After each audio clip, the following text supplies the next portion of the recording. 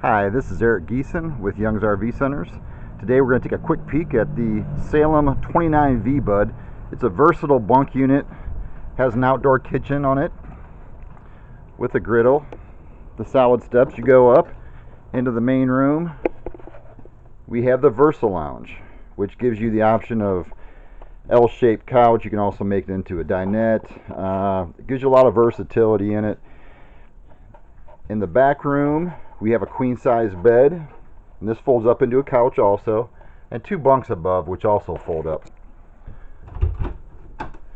Really large pantry, huge 11.7 cubic foot refrigerator freezer, a lot of countertop space, undermount sinks, does have a fireplace in it as well. And in the front of the coach, you have another queen-size bed, and you can walk around this bed. Plenty of room to walk around, overhead storage. And in the bathroom, you have a glass neo-angle shower with a skylight in it. Just a really nice coach. Stop on out, take a peek at it. Young's RV Centers. That's youngsrvcenters.com also if you want to look online and see some more pictures. And stop on out. We'll be happy to give you some pricing on it and check availability for you. Thank you.